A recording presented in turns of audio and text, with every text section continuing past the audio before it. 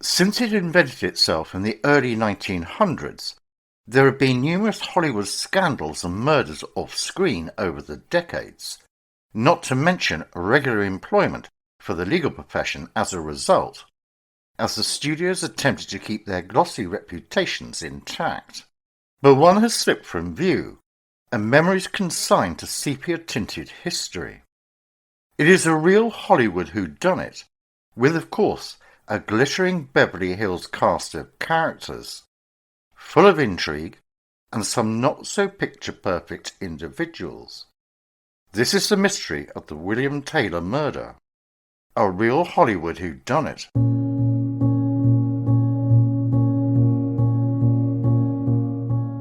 It was February 1922, during the golden age of silent movies, and the California sunshine was glowing over the silent film era.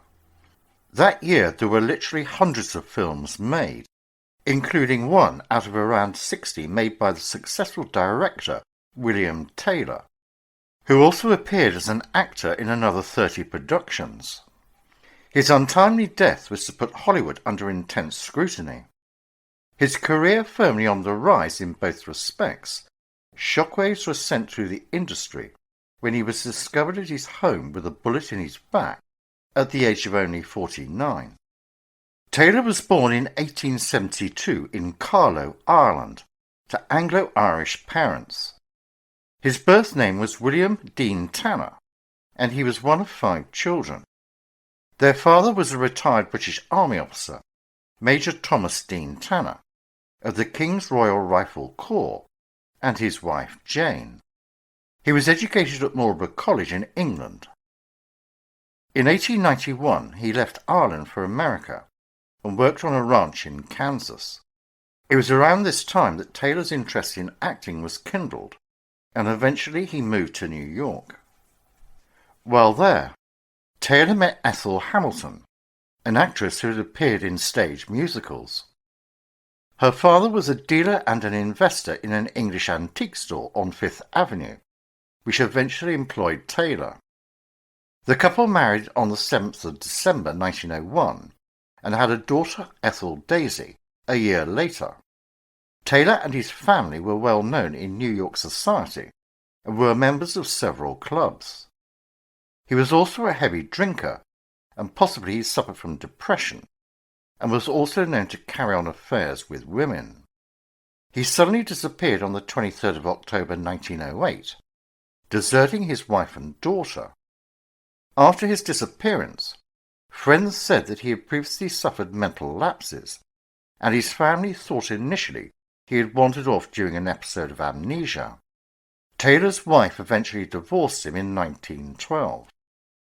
Very little is known of the years immediately following his disappearance. He travelled through Canada, Alaska, and the northwestern US, mining gold and working with various acting troupes. Eventually he switched from acting to producing. By the time he arrived in San Francisco around 1912, he had changed his name to William Desmond Taylor. Whilst there, some New York acquaintances met up with him and provided him with some money to settle himself in Los Angeles. Taylor's initial film acting career started in 1913, and he began directing films the following year. He met actress Neva Gerber, with whom he became engaged until 1919. Gerber later recalled that he was the soul of honour, a man of personal culture, education and refinement. I have never known a finer or better man. Towards the end of World War I, Taylor enlisted in the Canadian Expeditionary Force as a private. After training for 4.5 months, he was posted to France and reached the rank of major. On his return to LA in May 1919, Taylor was honoured by the Motion Picture Directors Association with a formal banquet. After returning from military service, Taylor went on to direct some of the most popular stars of the era. It's 7:30 a.m., Thursday, February the 2nd. It's a bright, sunny California morning at Taylor's residence at the Alvarado Court Apartments, Westlake, a trendy and affluent LA neighborhood. Taylor's valet, Henry Peavy, arrives at his usual time to make breakfast for Taylor. On opening the front door, Peavy spots the obscured feet of his boss on the floor and discovers to his horror the body of Taylor, fully dressed, lying face up with blood around his mouth. No sign of a struggle is immediately apparent.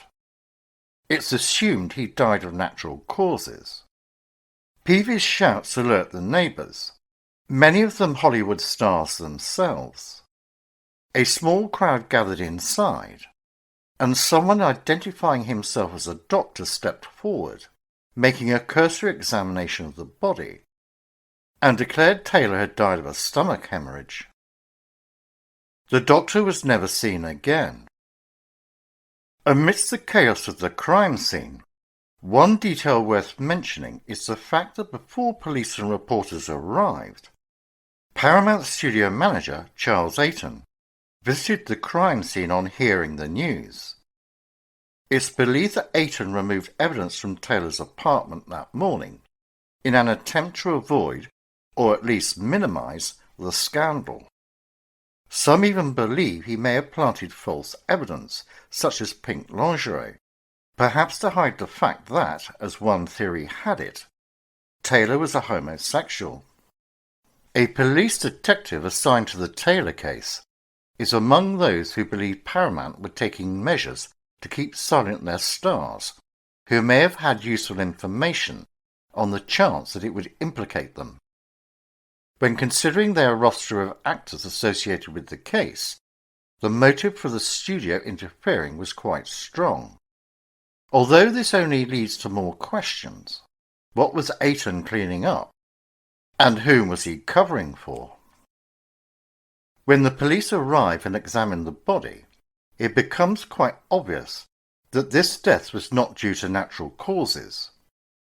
They lift Taylor's body to reveal a pool of blood staining the carpet where Taylor lay. A .38 caliber bullet had entered the left side of his back. Based on the placement of the bullet holes in Taylor's jacket and vest, officials conclude that his arms were raised at the time he was shot. Bizarrely, the police would later consider this could mean Taylor was embracing somebody, who then shot him in the back.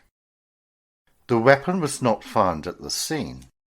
Police also supposedly find a silky garment, pinkish in colour, that resembled a woman's nightgown. A robbery was ruled out, as in Taylor's pockets, police found a wallet holding $78 in cash, a silver cigarette case, a bespoke pocket watch, a penknife, and a locket bearing a photograph of actress Mabel Normand. A 2-carat diamond ring was on his finger. With the evidence of the money and valuables on Taylor's body, robbery did not seem to be the motive for the killing. But a large sum of cash that Taylor had shown to his accountant the day before was missing, and apparently never accounted for. After some discussion, the authorities concluded that the time of Taylor's death was around 7:50 p.m. on the evening of the 1st of February. Shortly after the discovery of the bullet wound, the Alvarado Court Apartments were filled with reporters and photographers from every LA newspaper, as well as several from outside of California. The night that Taylor was shot, Hollywood comedy star Mabel Normand, the last person known to have seen him alive, leaves Taylor's home and is driven off by a chauffeur. Soon after 8 p.m., a sound that could have been a gunshot is heard by actor and neighbour Douglas McLean and his wife Faith. This possible gunshot is also heard by apartment manager E.C. Jerrison, who writes it off as a misidentification when no other disturbance follows. After hearing this sound, Faith McLean spots a man outside Taylor's home. She does not get a good look at his face, but sees that he is clean-shaven, white, of medium build, around 5'9" and dressed in dark clothing and a cap. She would later say he was dressed like my idea of a motion picture burglar. The man seems to notice Faith watching him, but does not appear to be alarmed or in any hurry. Faith sees the man look back into Taylor's home for a moment, as if saying goodbye, and then the man leaves, closing the door behind him. At the time, Faith does not think much of it. At 8:15 p.m. on the fateful night, Howard Fellows, Taylor's chauffeur at the time of his death, moves Taylor's car into the garage. When he goes to drop off the keys at the apartment, there is no answer at the door, despite the lights being on inside. It was assumed by the police that Taylor was already dead at this time. The next day, detectives would find 6 cigarette ends in the alley behind Taylor's and the McLean's apartments. The McLean's maid, Christina Jewett, heard footsteps in this alley around the time of the supposed gunshot. Perhaps the killer bided his time until he saw an opportunity to strike. Also, there was the testimony of 2 men who claimed an unknown man inquired where Taylor lived around 6 p.m. on the night of the murder at a nearby gas station. The man's description was similar to Faith McLean's, although this man was said to be wearing a dark suit. Another possible piece to the puzzle is that towards the end of 1921, Taylor had received several mysterious and unnerving phone calls, seemingly with nobody on the other end of the line when he answered. Around this time, Taylor's home was robbed on December the 4th. The thief had taken jewellery and the special imported cigarettes Taylor smoked, which had gold tips. On December the 27th, he received a strange package. The funeral took place in February 1922. After the ceremony, he was interred in a mausoleum at Hollywood Cemetery on Santa Monica Boulevard. While being interviewed by the police 5 days after the director's body was found, actress Mary Minter, a close friend of Taylor's, said that following the murder, her friend, director and actor Marshall Nealon, had told her Taylor had made several highly delusional statements about some of his friends during the weeks before his death. She also said that Nealon thought Taylor had recently become insane. In the midst of a media circus caused by the case, the LA undersheriff Eugene Bishalas had warned newspaper reporter Eddie Doherty, "The industry has been hurt. Stars have been ruined. Stockholders have lost millions of dollars. A lot of people are out of jobs and incensed enough to take a shot at you." The studios seemed to be fearful that if certain aspects of the case were exposed, it would exacerbate their problems. King Vidor, the director and producer, said of the case in 1968, "Last year I interviewed a Los Angeles police detective now retired, who had been assigned to the case immediately after the murder. He told me, 'We are doing all right,' and then, before a week was out, we got the word to lay off." There is an interesting ensemble cast of suspects and witnesses, one of which is Edward Sands, who had prior convictions for embezzlement, forgery, and serial desertion from the US military. He had worked as Taylor's valet and cook until 7 months before the murder. While Taylor was in Europe the summer before, Sands had forged his name on checks and wrecked his car. Later, Sands burgled Taylor's residence, leaving footprints on the film director's bed. Following the murder, Sands was never seen or heard of again. Henry Peavy, who replaced Sands as Taylor's valet, was the person who found the body. Newspapers noted that Peavy wore flashy golf costumes, but did not own any golf clubs.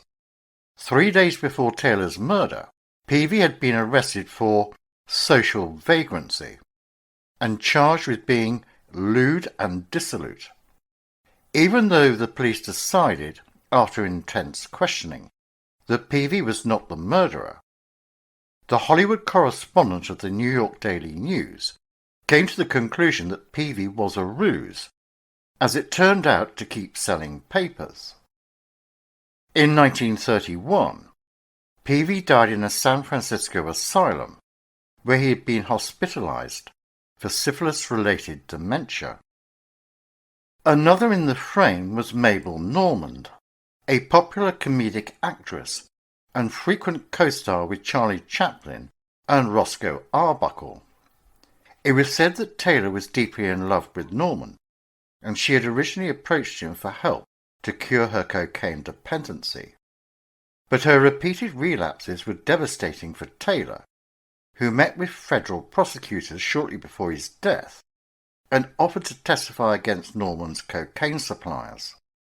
Is it possible that those suppliers learned of the meeting and hired a contract killer to assassinate the director?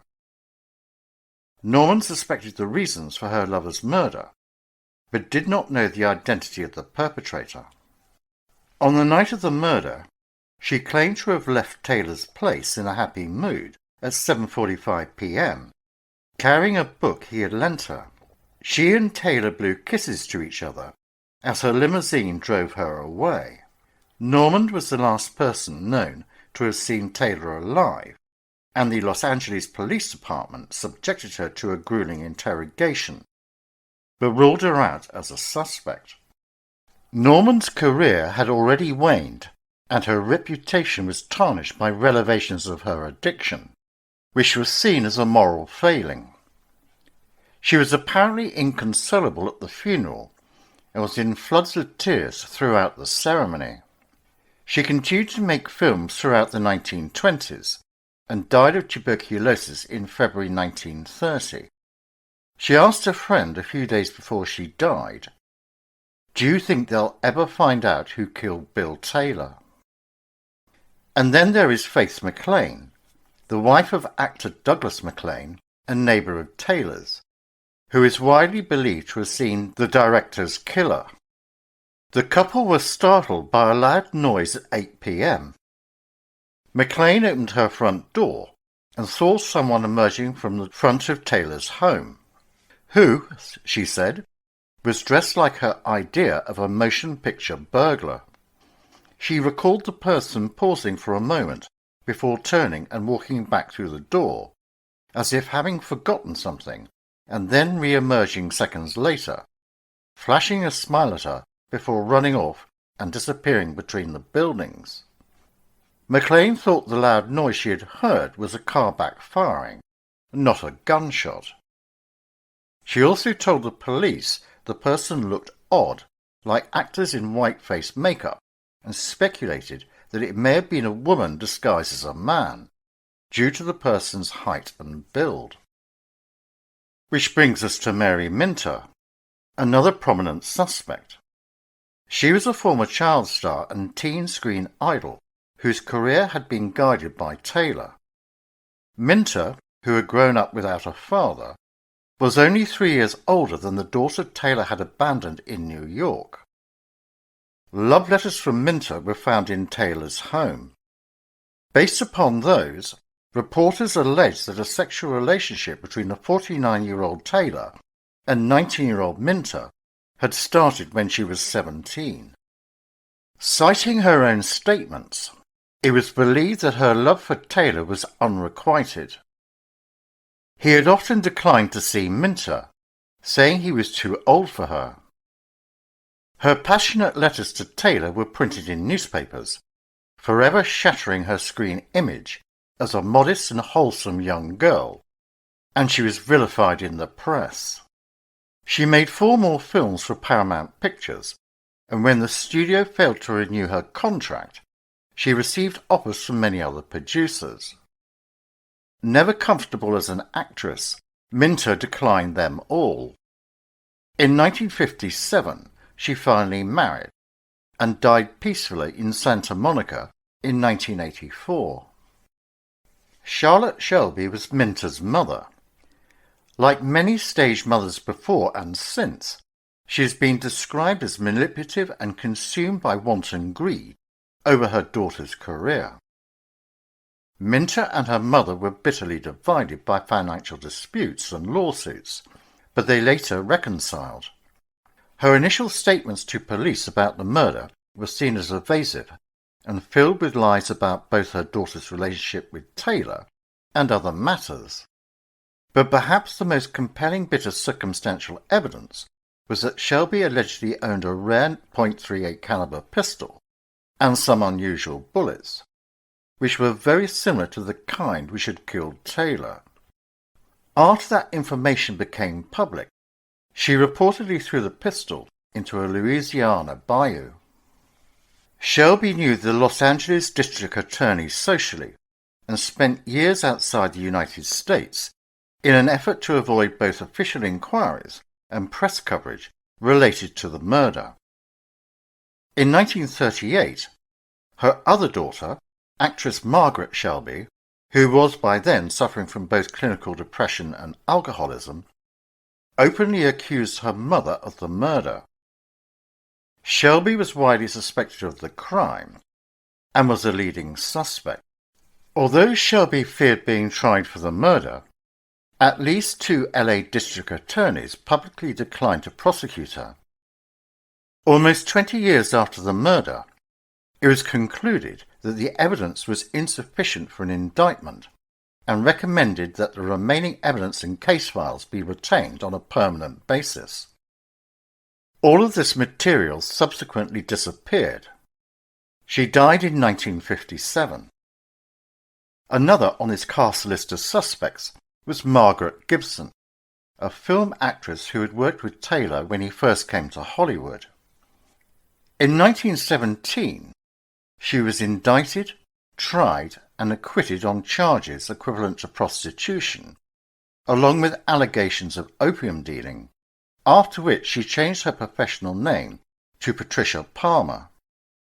In 1923, she was arrested and jailed on extortion charges, which were later dropped. She was 27 years old and in Los Angeles at the time of Taylor's murder. No record of her name was ever mentioned in connection with the investigation. Soon after the murder, she got work in a number of films produced by Taylor's studio at the time of his death. Shortly before she died in 1964, she reportedly confessed to murdering Taylor.